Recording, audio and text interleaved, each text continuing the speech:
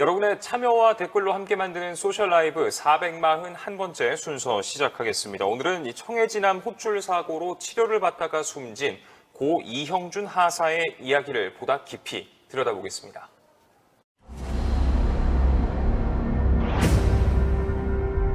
원래 7부도로 가야 돼서 함장이 못하고 6부도로 들어갔었고, 그때 호출은 이미 저희가 나가 있었던 상태.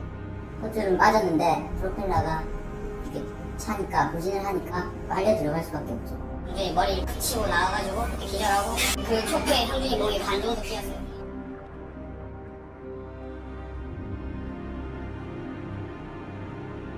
피부도 다 잘려나가고 안에 뼈 하나가 살아남은 게 없고 다 으그러져 있었어요.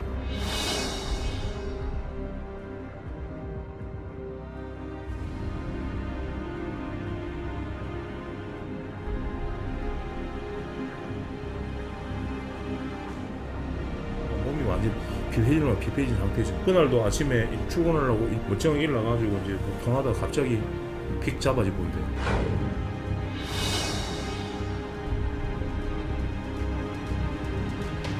사건이 정확하게 알고 계세요. 그 소출 사고는 최초에 그냥 있었던 거고, 이번 사망 사고는 별개 얘기잖아요.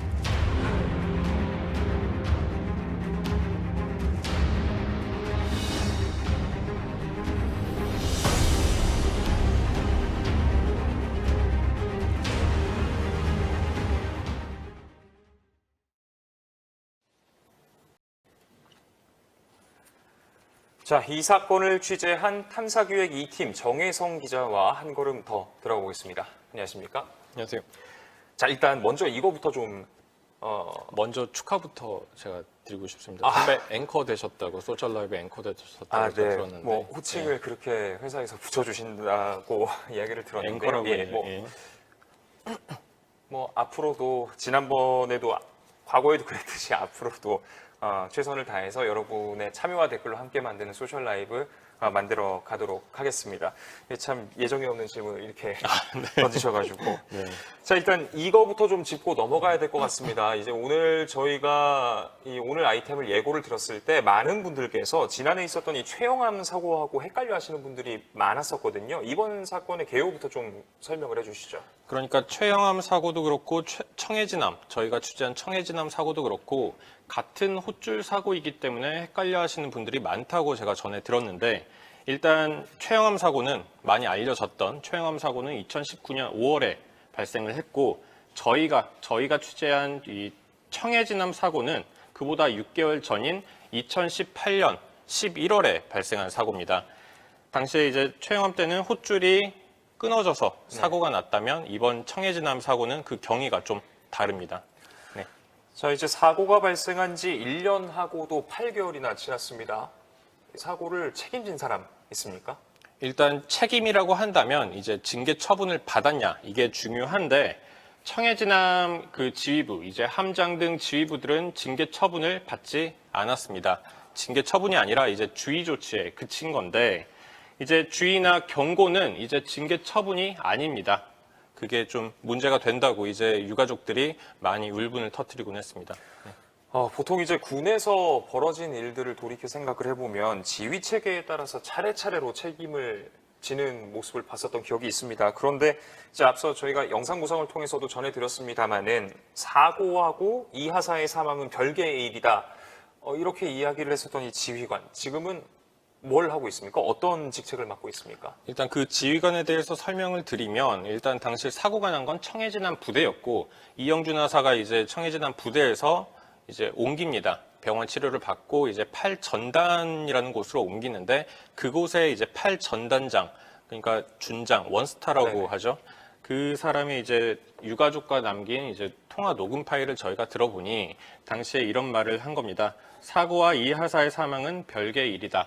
그러니까 사고 때문에 이 하사가 죽은 건 아니다라는 취지로 이제 남긴 이제 통화 녹음 파일을 들었고, 물론 이 준장이 그런 말도 했습니다. 헛줄 사고 때문에 그 사고의 스트레스로 인해서 죽었다, 이런 내용도 넣어야 된다 보고서에 라고 말을 하긴 했지만, 그 말 이후에 말이 계속 바뀝니다.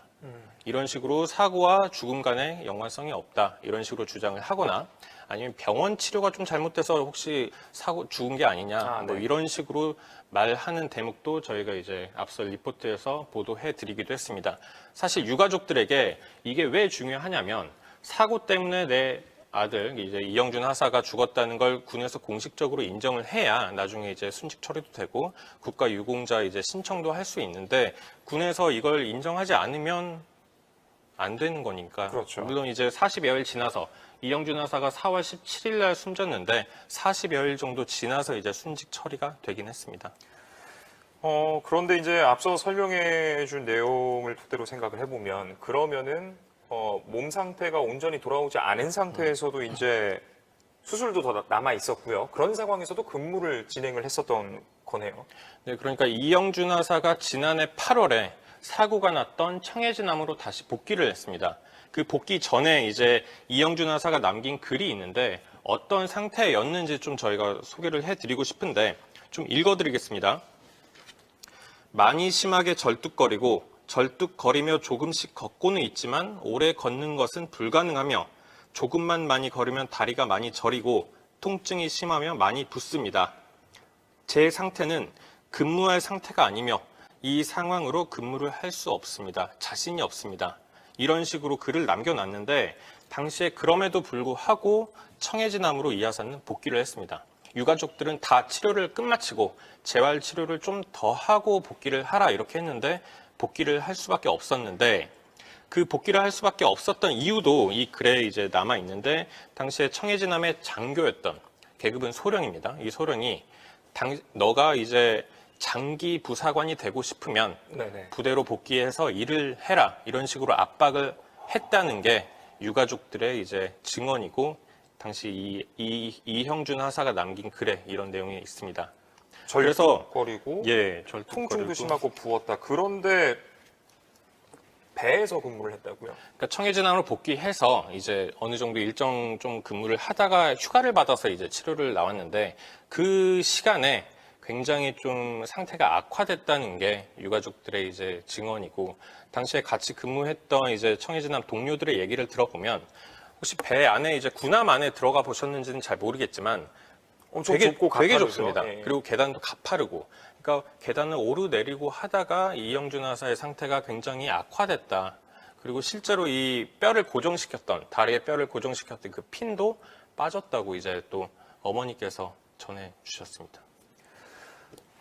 자 이제 저희가 인터뷰 과정에 이제 유가족들 인터뷰를 하는데 제가 좀 마음이 아팠던 그 문장을 좀 전해드리면 이영준 하사의 친누나가 당시에 이제 고민 상담을 되게 많이 했습니다. 동생이 고민 상담했는데 나 이런 상태로 과연 내가 복귀할 수 있을까 너무 두렵다라고 이제 친누나한테 얘기를 하자 친누나가 아니 무조건 치료를 받고 해야 되지 않냐 왜 도대체 이렇게 복귀를 하려고 하냐라고 했더니 이제 이영준 하사가 나는 비정규직 신분이라 단기 부사관이어서 장기 부사관 단기 부사관인데 4년만 근무하고 나와야 되는데 4년 후에 내가 일반 기업에 취업할 자신이 없다. 이렇게 다리가 안 좋고 한데 어떻게 취업을 하냐. 나는 무조건 장기 부사관이 돼야 되고 계속 군에 남아있을 수밖에 없는데 한 장교 그러니까 정규직인 장교가 그렇게 그런 말을 압박을 했죠. 하는데 어떻게 복귀하지 않을 수가 있냐.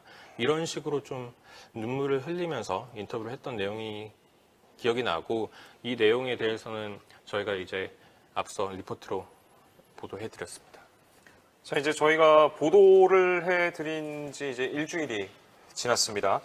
이 탐사팀의 보도 이후에 청와대 국민청원 게시판에도 이 사고를 재조사해달라 이런 청원도 올라왔었는데 재조사에 앞서서 그러면 일단 기존의 조사 결과는 어떻게 나왔었던 겁니까? 그러니까 기존의 조사 결과는 사실 그 보고서 전체를 해군이 공개하진 않습니다. 유가족들도 몇 번에 걸쳐서 이 조사 보고서를 공개해달라. 혹시나 우리 아들의 잘못으로, 우리 아들의 책임으로 이 사고의 결말이 돼 있진 않는지 걱정을 했습니다. 실제로 이 하사의 일기를 보면 몇 번이고 해군 절뚝거리는며 해군에 이제 찾아가서 사고 보고 결과서를 좀 보고 싶다 했는데 이제 해군 측에서는 네가 왜 그걸 보려고 하냐 라면서 공개하지 않았습니다. 당사자한테도 그 보고서를 공개하지 않았고 사실 보고서 전체를 제가 확인할 수는 없었습니다만 그래도 이제 그 결과죠. 그 결과 이제 최영암 때는 그 지난해 5월 발생한 최영암 때는 민군 합동조사단까지 꾸려져서 이제 지휘부들이 모두 정식 징계를 받았습니다. 하지만 이번에 저희가 취재한 청해진암 같은 경우에는 징계를 받지 않았습니다. 똑같은 비슷한 헛줄 사고이고 오히려 당시 최영암 때는 헛줄이 문제가 있었잖아요. 헛줄이 부실한 헛줄을 사용했기 때문에 끊어져서 사고가 난 거라면 이번에 이제 저희가 어렵게 청해진암 해군 3명을 인터뷰한 결과 그들은 이제 모두 청해진암장의 실수였다. 명백한 실수였고 이건 기본적인 안전수칙도 지키지 못한 탓이다라고 증언을 했습니다. 이런 상황에서 그 처분은 명백하게 지금 다릅니다. 최영암 같은 경우에는 지휘부들이 모두 징계를 받았고 이번 저희가 취재한 거는 징계를 받지 않았습니다. 그럼 도대체 어떻게 조사를 했는지 혹시 부실하게 조사를 하진 않았는지 의구심이 드는 대목입니다. 부디 이 청해부대 최영암 사고 때는 이제 파병 갔다 돌아오는 길이었기 때문에 가족들 또 언론들이 현장에 있었죠. 예, 있었습니다. 그랬기 때문에 이렇게 조사단을 크게 꾸려서 조사한 것이고 이 사건 같은 경우는 사각지대에서 외부의 눈길이 없는 상황에서 발생한 사건이라서 그냥 두고 있는 것은 부디 아니기를 바랍니다. 그런데 말이죠. 통상적으로 우리가 어떤 사고가 발생했을 때 당시 정황을 좀 살펴보려고 하지 않습니까? 그럴 때마다 등장하는 게 이제 CCTV고 그렇죠. 청해진함 같은 경우에는 이런 기록 장치 같은 게 없었던 겁니까? 있었습니다. CCTV가 있었고 저희가 좀 확인을 해보니 배 뒤편, 배 앞편 그리고 곳곳에 CCTV가 있었다는 걸 이제 해군도 인정했고 또 사고가 났을 때 이제 배 항구에 부두에 들어오는 과정이었잖아요. 부두에서 배를 바라보는 CCTV도 각 부두마다 설치가 돼 있다고 해군 측에서는 인정을 했는데 다만 당시 2018년 11월에 촬영된 그 사고가 고스란히 담긴 CCTV 영상은 저희한테 남아있지 않다고 계속 주장하고 있는 상황입니다. 그러니까 당시 상황을 고스란히 보여줄 뭔가 그런 영상 자료는 지금 남아있지 않다. 이게 해군의 주장입니다. 근데 기본적으로 부상자가 발생한 사고면 남겨둬야 하는 게 정상적인 거 아닌가요? 그렇죠. 특히 당시에 해군 하사가 중상을 입었고 중상을 입은 인명사고가 발생했고 그렇다면 보고서뿐만 아니라 사실 그 보고서를 증명할 수 있는 모든 증거 자료, 특히 CCTV 영상은 보관을 해야 되는 게 당연한 건데 이게 보관되어 있지 않다, 이게 남아있지 않다라고 주장하는 거는 저는 취재기자로선 이해하기 어렵습니다. 그렇죠. 사실 저희가 보도로 전해드렸던 그 증언 내용이 그거였지 않습니까? 배가 7번 부두로 들어왔는데 후진을 명령을 했고 그래서 후진 때문에 헛줄이 그렇죠. 말렸다. 그러니까 잘못된 부두로 들어갔고 함장의 실수로 그래서 그 원래 입항하려던 부두로 다시 들어가기 위해 후진을 하는 과정에서 프로펠러에 헛줄이 감겼다. 이런 게 이제 청해진에 당시 탑승했던 현직 해군 3명의 주장이고 제가 3명만 확인한 게 아니라 인터뷰에는 담지 않았지만 추가로 더 당시 상황을 고스란히 증명해줄 해군도 인터뷰를 했으니 어느 정도 저는 신빙성이 있다고 신뢰성이 있다고 판단을 했는데 이걸 증명할 수 있는 CCTV 영상은 지금 남아있지 않은 겁니다.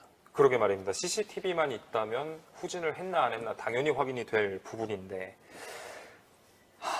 자, 이제 이 청원에 참여한 시민의 수가 10,000명을 넘겼습니다. 제조사와 관련해서 이 군의 움직임이 좀 있습니까? 이제 청원도 그렇지만 제조사를 해주라 이런 탄원서도 국방부에 접수가 됐습니다. 7월 7일자로 이제 유가족도 접수를 했고 그 전에 이제 군 사망사고 진상조사위원회 그 김영수 조사 과장이 재조사해달라. 혹시나 이 사고가 은폐되진 않았는지 이런 재조사해달라는 청원 그 문서를 접수를 했는데 오늘 이제 통화를 했습니다. 국방부랑 통화를 했는데 아직 뭐 검토 중이다. 2주 안에 결정을 내리겠다라고 밝히면서 한 가지 추가로 설명을 한 게 있는데 재조사를 할 때 그 주체가 해군이 재조사를 할 수도 있다. 이런 식으로 이제 국방부에서 설명을 했습니다. 사고를 냈고 첫 번째 조사에서 불충분하다라는 이야기를 들어서 재조사를 촉구를 했는데 다시 그걸 또 해군이 조사를 한다. 네, 맞습니다. 유가족이나 청해진함 이제 탑승했던 이제 승조원들이 모두 해군의 수사가 부실했다. 그리고 해군의 조사 결과를 믿을 수 없다고 하는 상황에서 재조사를 해군이 셀프 감사하는 거잖아요. 셀프 조사하겠다는 건데 이 내용을 이제 유가족이나 이제 해군들에게 좀 말해보니 어떻게 잘못한 사람이 자신의 잘못을 제대로 검증할 수 있겠느냐, 신뢰할 수 없다 이런 반응이 있었습니다. 자, 현재 시각 9시 31분을 지나고 있습니다. 여러분의 댓글 좀 살펴보고 넘어갈 텐데요. 유튜브에서 아이디 이동원님, 사고인데 당연한 거라고 치부를 하는 게 비정상 아니냐, 별개라고 단정 짓는 게 소름이다 진짜 가슴이 아프다, 이런 말씀하셨고요. 또 이제 아이디 에이드리안 헐님께서 원래대로라면 헛줄이 팽팽해질 일이 없어서 방심하다가 걸린 건가? 이런 질문도 주셨습니다. 뭐 방심을 떠나서 당시에 그 사고를 목격한 해군들이 있습니다. 그 해군들의 말에 따르면 뭐 방심할 틈이 없이 갑자기 헛줄이 팽팽해졌고 이 헛줄이 이영준 하사의 머리를 일단 친 다음에 그 다음에 다리를 감아서 끌고 간 겁니다. 그래서 뭐 대비할 수 있었다 이런 상황은 아니었다 이런 게 증언입니다. 그렇죠. 이게 네. 프로펠러에 말려 들어갔다면은 당겨지는 속도가 프로펠러 돌아가는 속도처럼 엄청 빨리 당겨진 거니까 그렇죠. 이건 뭐 어떻게 대비를 할 수 있었던 그런 건 아니었던 것 같습니다. 특히 한 해군은 당시에 그 프로펠러가 돌아가는 속도가 이례적으로 함장이 후진 속도를 높이라고 지시를 했기 때문에 네. 평소보다 프로펠러가 더 세게 돌았고 그 세게 도느라 콧줄이 감기는 속도가 정말 빨랐다 이렇게 증언하기도 했습니다.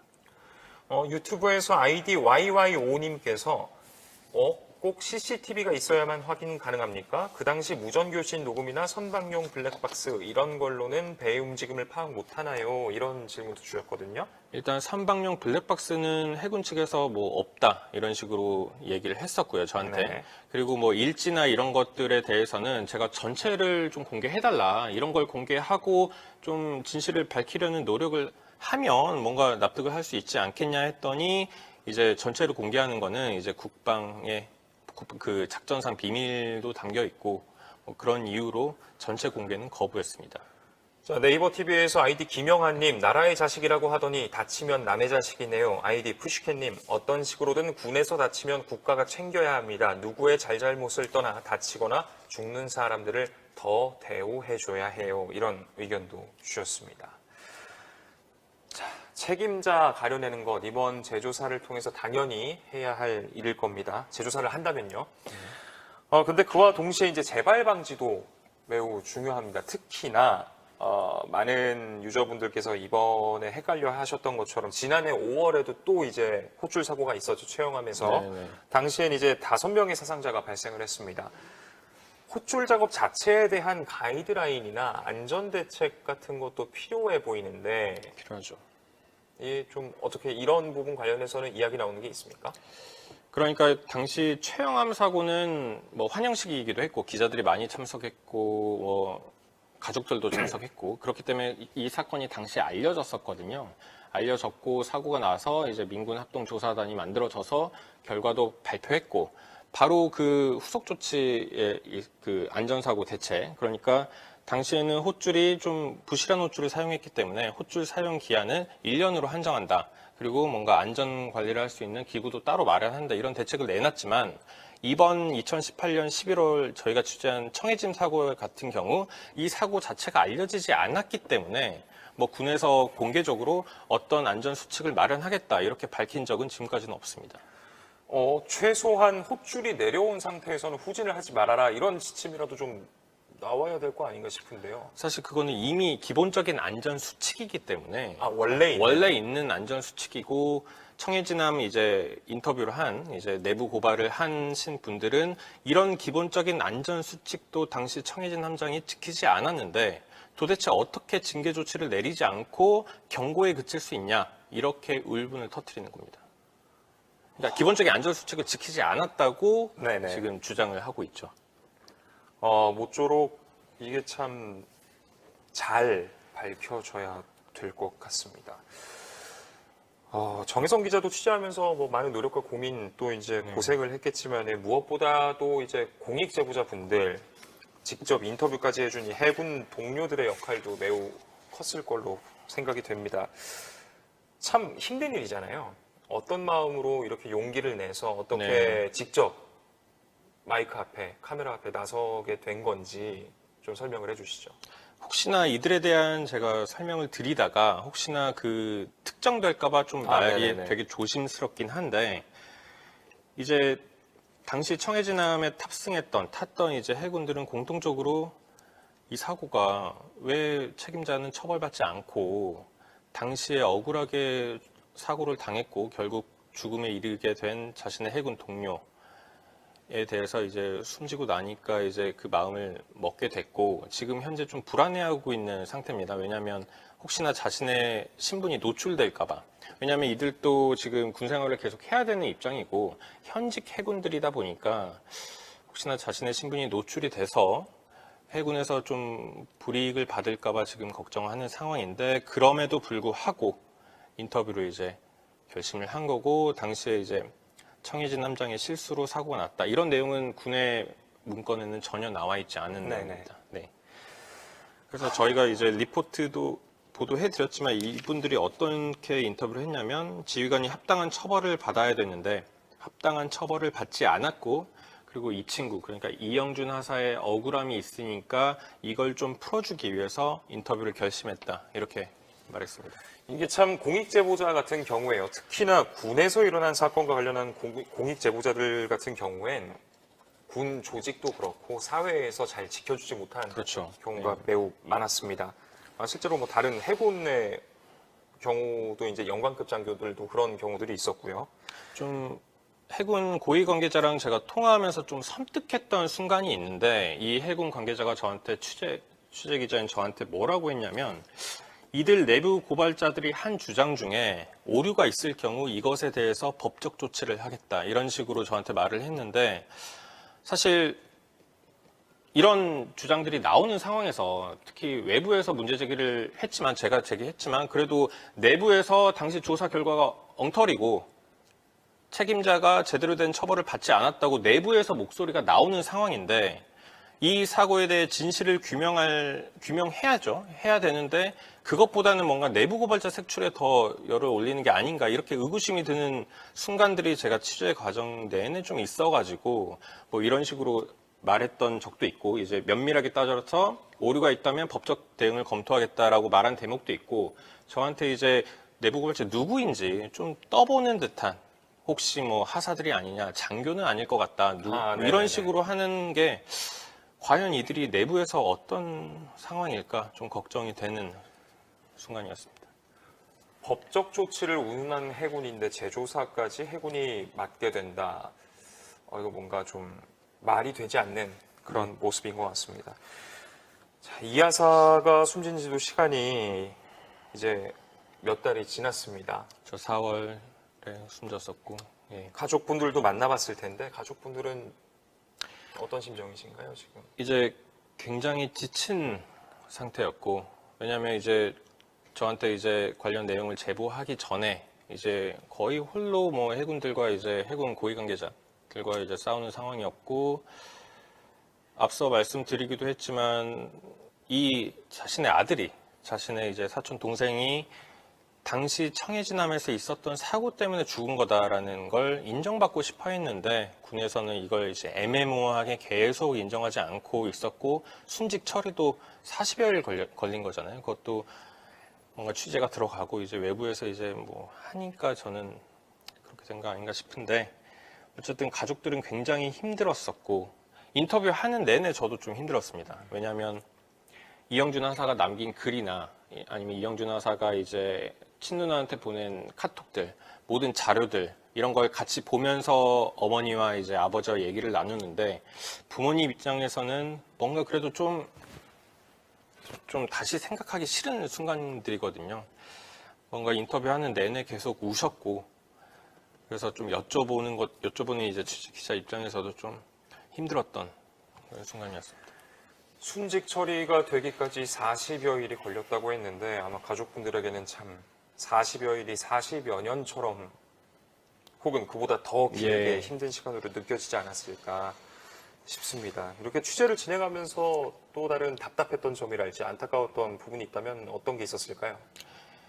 이제 해군 그 청해진함에 탔던 이제 현직 해군들, 이제 이영준 하사의 동료들은 되게 어렵게 이제 인터뷰를 하게 됐고, 유가족들도 굉장히 그 인터뷰하는 내내 힘들어했고, 이것들을 이제 확인을 해야 되잖아요. 확인을 하면 이제 해군 측에 이제 해명 요청을 하게 되는데, 해군 측에서는 뭐 CCTV 영상은 이제 남아있지 않다고 하고, 또 관련 자료, 뭔가 좀 그나마 증명할 수 있는 서류로 된 문서도 좀 보여달라, 좀 제공해달라 해도 전체는 또 공개하지 않아요. 국가 기밀이다, 이런 이유로 계속 하는 상황에서 해군 측에서는 재조사는 없다, 그리고 청해진 함장의 실수는 절대 아니다, 이런 입장을 계속 고수하고 하기 때문에 이런 면에서는 좀 답답하고, 이런 태도가 결국에는 유가족들한테도 그동안 저희가 취재하기 전에 유가족들한테도 이런 태도를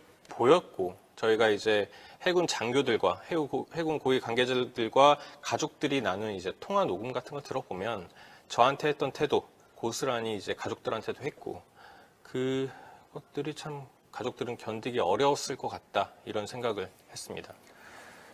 네, 자, 여러분의 참여와 댓글로 함께 만드는 소셜 라이브 이제 마무리해야 할 시간이 다가오고 있습니다. 저희가요, 마무리할 때 이제 댓글로 질문이나 의견을 주신 유저분 두 분을 선정을 하고 있는데, 오늘 이렇게 정혜성 기자가 두 분을 좀 꼽아주시죠. 네, 유튜브에서도 오늘 많은 분들이 되게 많은 주셨고. 댓글이 지금 와 있는데, 네. 일단 엄상용 씨가 남긴 이 용기가 대단하네요. 이 내부 고발을 한, 이제 인터뷰를 한 그 해군들의 용기가 대단하네요. 피해가 없길 바랍니다. 이게 정말 제 마음이기도 해서 이걸 하나 꼽았고요. 그리고 박홍규 씨가 남긴 댓글도 인상 깊은데, 필요할 때만 국가의 아들, 다치면 니네 아들, 이러니 군대에 누가 가려고 하겠냐, 이런 댓글. 저희가 보도할 때 리포트에 저희도 댓글을 꼼꼼하게 보는데, 가장 추천을 많이 받은 댓글도 사실 이런 내용의 댓글이었습니다. 좀 읽어드리면, 부를 땐 국가의 아들, 다치거나 죽으면 네 아들, 여러분 내일이 아니라고 외면하면 안 될 것 같습니다, 라는 댓글이 가장 상위에 추천받았었는데, 저도 가장 인상 깊었기 때문에 두 분이 남기신 댓글을 선택을 했습니다. 네, 페이스북에서 박홍규님 그리고 엄상용님, 저희가 준비한 소정의 선물 보내드리도록 하겠습니다. 9시 43분이 지나고 있습니다. 이제 진짜 마무리해야 될 시간인데요. 혹시 이와 관련한 후속 보도 준비 중인 게 있습니까? 후속 보도 준비하고 있고요. 이 사건에 대해서는 저희 탐사팀에서 끝까지 취재하겠다고 지금 결심을 했고, 저도 지금 결심을 한 상황이고, 이제 마지막으로 고인의 명복을 빌겠습니다. 끝까지 취재해가지고요, 진실을 보도할 수 있도록 하겠습니다. 자, 여러분의 참여와 댓글로 함께 만드는 소셜 라이브. 오늘은 청해진함 호출 사고로 숨진 고 이형준 하사의 이야기를 나눠봤습니다. 모쪼록 재조사가 진행이 되고, 그렇게 해서 정확한 사고의 원인이 밝혀질 수 있기를 바라면서 오늘 순서 마무리하도록 하겠습니다. 지금까지 탐사기획 2팀의 정혜성 기자와 함께했습니다. 시청해주신 여러분 고맙습니다.